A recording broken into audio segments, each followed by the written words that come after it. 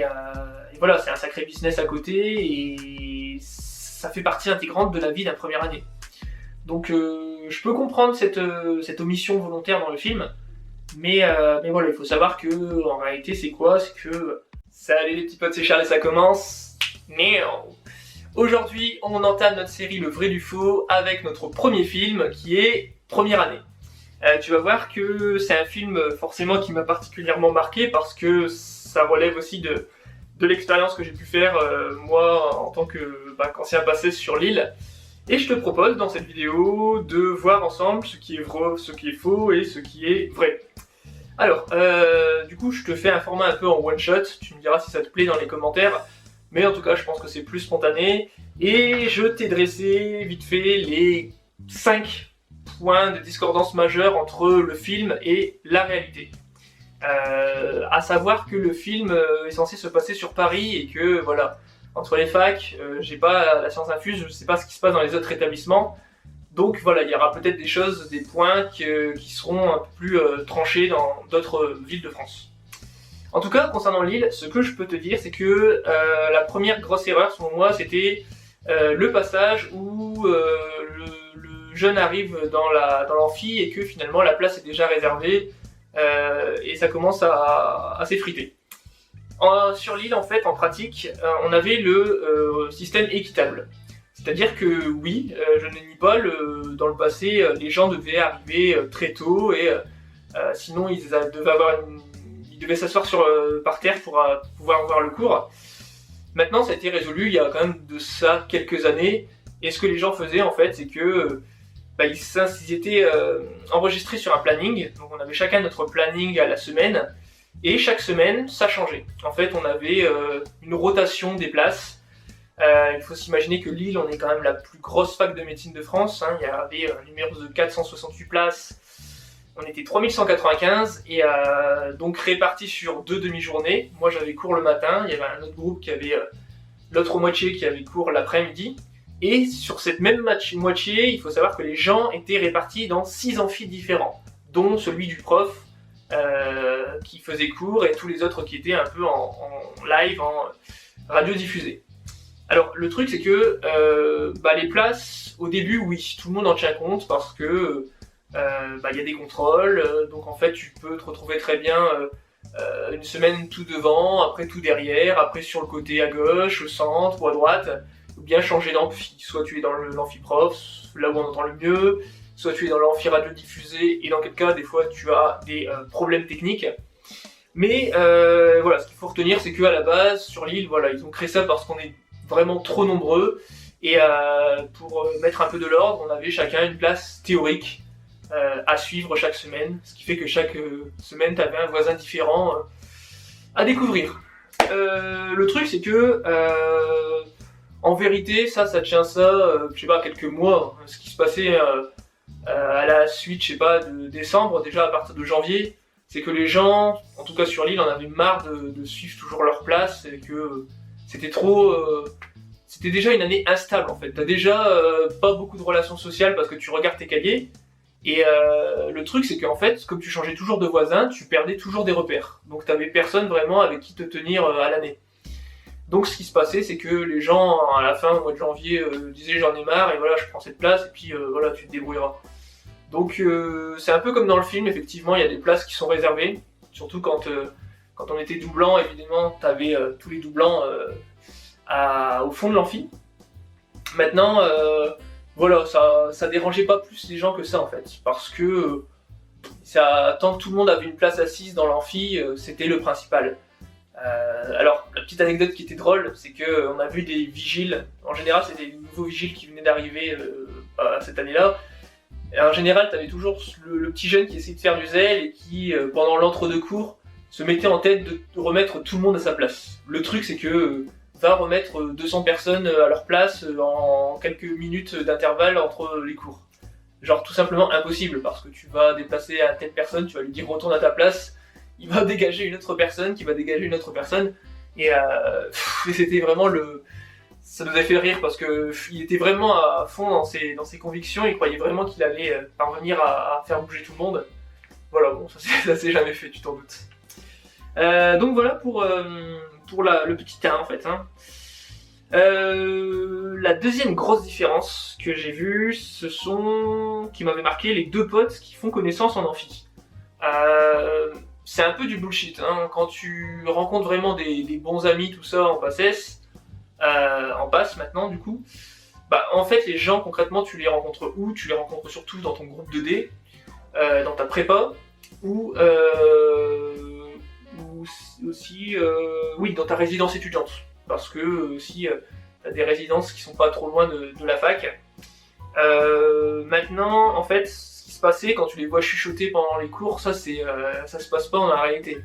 Dans la réalité c'est quoi? C'est le prof qui parle et t'as un silence religieux, c'est-à-dire que t'as tout le monde qui tape sur ordi ou qui note, mais voilà, le but c'est vraiment de pas perdre une seule minute de cours parce que il peut potentiellement poser un QCM là-dessus. Et c'est vraiment des QCM, comme tu peux l'imaginer, qui sont pas, c'est pas simplement pour tester les connaissances, hein. C'est vraiment des trucs bien tordus pour en éliminer un max possible.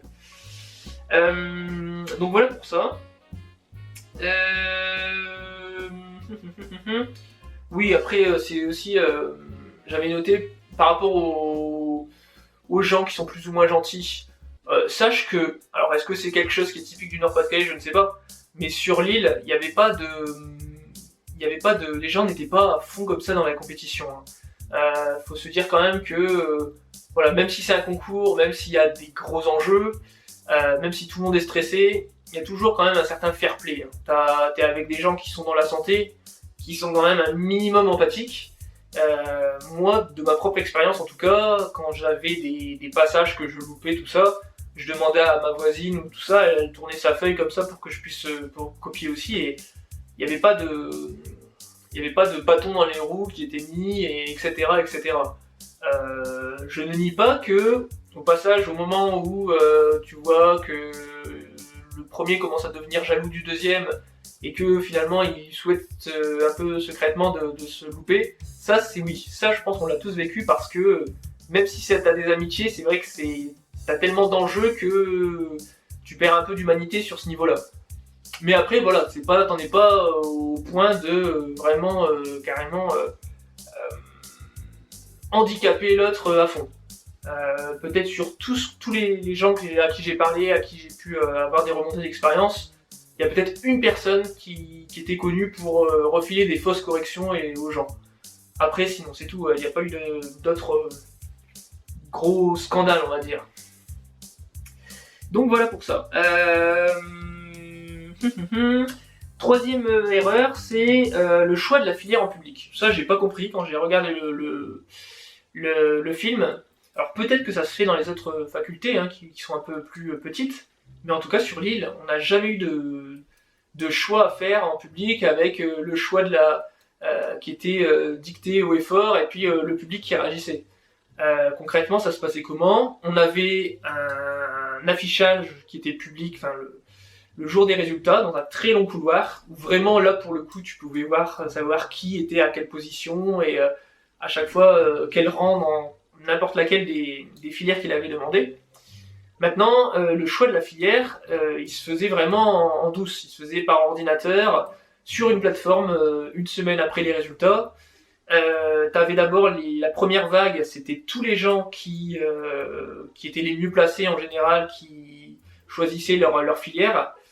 Et puis après, t'avais des gens sur la liste d'attente, qui eux étaient dans la deuxième vague, et ils attendaient encore une semaine après pour voir s'il y avait des places qui s'étaient libérées.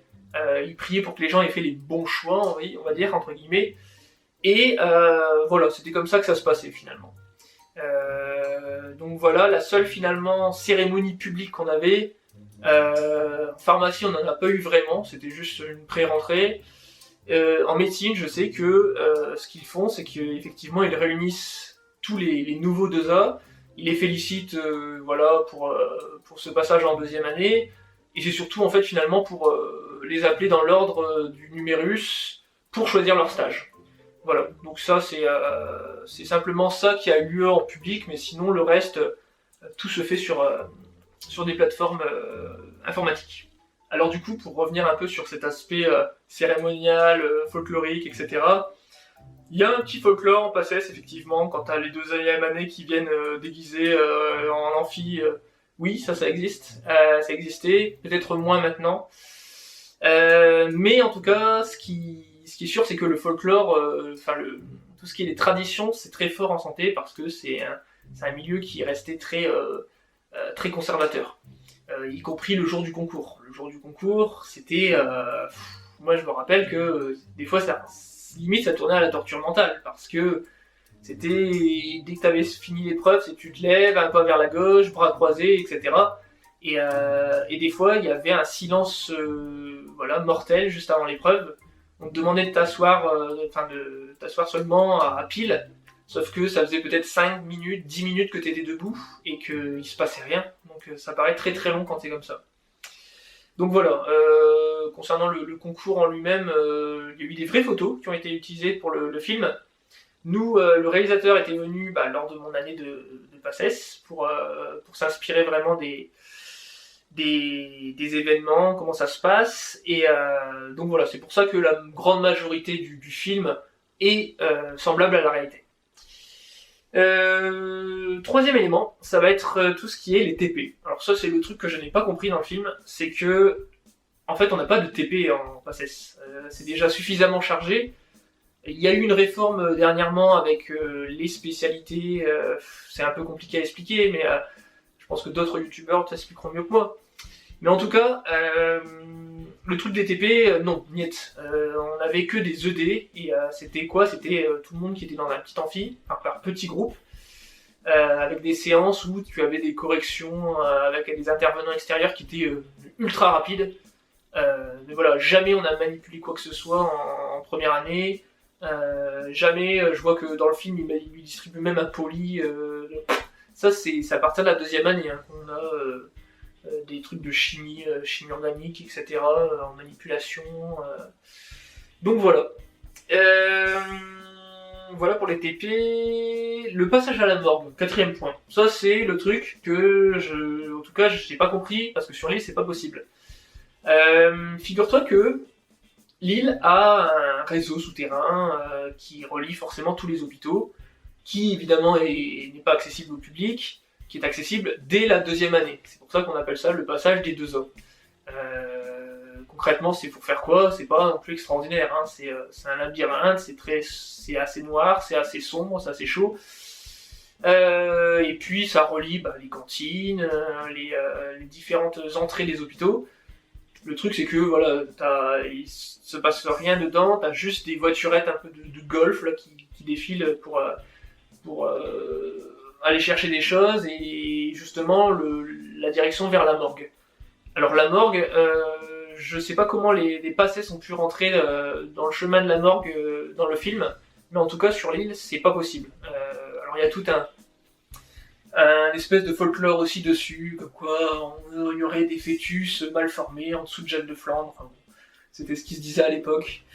Un peu un musée des horreurs, enfin bref. Il y a eu des fantasmes et des fantasmes dessus. Voilà, donc tu as un peu l'idée de l'erreur pour le passage à la morgue, dans le passage où ils voient les années supérieures qui font les autopsies. Et en fait, enfin plutôt, la cinquième erreur, c'est pas vraiment une erreur, mais c'est une volonté de ne pas en parler, c'est l'absence totale des prépas dans le film. Et pourtant, c'est vraiment la prépa, ça fait partie intégrante de la PACES. Ça sera toujours quelque chose, un sujet qui sera un peu jugé tabou parce que on dira oui, nous c'est la méritocratie, c'est tout le monde qui doit avoir le droit à des aides supplémentaires à côté pour réussir sa PACES. Voilà, le truc c'est qu'il y a une réalité, c'est que voilà, les prépas ça a toujours existé, ça existe encore, et voilà, c'est un sacré business à côté et ça fait partie intégrante de la vie d'un première année. Donc je peux comprendre cette omission volontaire dans le film. Mais voilà, il faut savoir que en réalité c'est quoi? C'est que les gens s'inscrivent dans des prépas qui coûtent bien cher d'ailleurs, et puis après voilà, il y a des polis qui circulent, il y a est-ce que ça aide certains, est-ce que ça aide pas? C'est toujours le dilemme en fait. On n'a jamais dit qu'une prépa ça permettait d'avoir l'examen. ça augmente les chances, ça c'est une certitude. Après, voilà, ça c'est une question un peu plus de point de vue. Et du coup, ça me ferait embrayer directement aussi sur peut-être la cinquième erreur, selon moi, ça serait la différence dans les programmes. Mais ça encore, c'est pareil, il faut relativiser parce que sur Lille, on n'a pas forcément le même programme que sur Amiens, que sur Paris. En tout cas, il y avait des matières que je voyais qu'ils avaient au premier semestre que nous n'avions pas et qu'on avait au second. Enfin bref, tu vois le délire. Voilà, voilà. Et bien écoute, je pense qu'on a fait un bon débrief du film. Sinon, tous les autres passages, même un peu qui peuvent paraître extrêmes, c'est vrai que je me suis reconnu complètement dans le film. Quand il se couchait avec les caillis qui étaient partout. Alors moi j'en avais pas autant, hein, mais c'est vrai que c'est ça en fait. C'est vraiment tu dors et tu vois tu vois tes schémas d'anat qui défilent dans tes rêves. C'est assez particulier. Mais voilà, c'est une expérience et je pense que de toute façon tous ceux qui sont passés par une PACES, qu'ils l'aient eu ou pas, ça les a forgés et ils ont pu que être plus durs, plus forts, plus renforcés, avec une certaine méthodologie pour la suite de leurs études. Voilà, voilà. Et bien, si tu as aimé la vidéo, n'hésite pas à me laisser un petit pouce de soutien. N'hésite pas non plus à t'abonner, ça fait vraiment plaisir. Et je te retrouve très bientôt dans un nouvel épisode du vrai du faux avec un autre film. Allez, salut, prends soin de toi.